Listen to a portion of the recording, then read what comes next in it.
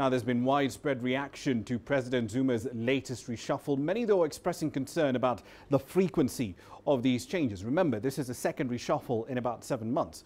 There also have been quite a few questions raised about the appointment of a new energy minister. There have been 5 ministers in that portfolio since 2012.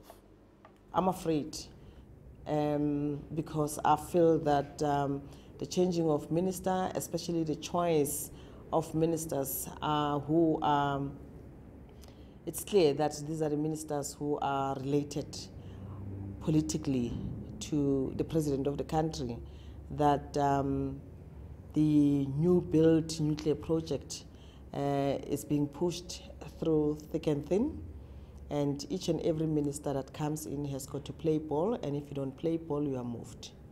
Judging by the quick look that we had just off air a moment ago at the latest cabinet reshuffle, there is nothing to inspire hopes that we're going to get a more definite, concrete, better based cabinet than we've had in the past. This just promotes the level of uncertainty in the business sector, so I see little hope for improvement in that respect. My big problem is not about the individual appointments here. My big concern about this is it's another, what is Jacob Zuma doing with this cabinet reshuffle? And essentially, it seems to me what he's doing is sending a signal both to the ANC and to his opponents that he's still in charge, that he has the power. And what this shows is that the faction fight within the ANC continues unabated.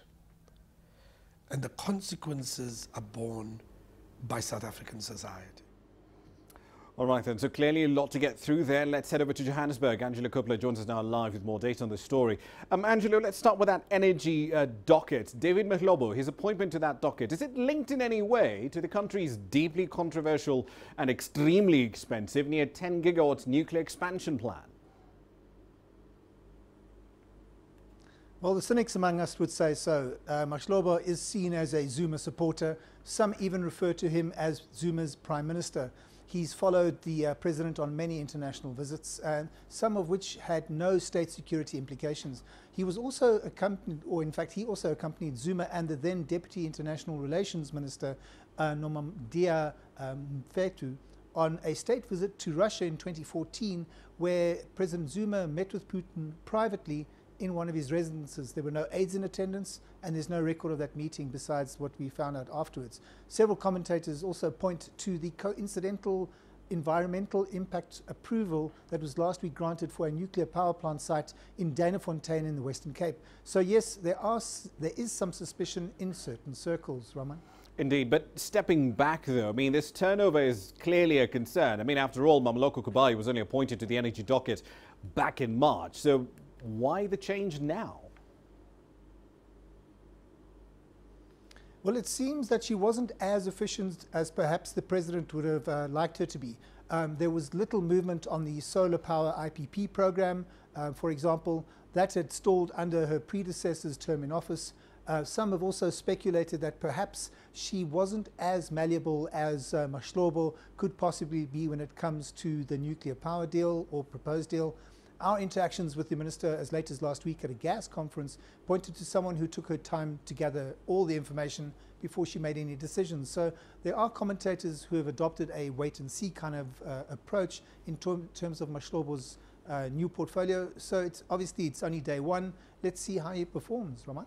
Indeed. One last question for you. Blade Nzimande, formerly, of course, the Minister in charge of higher education, member of the South African Communist Party.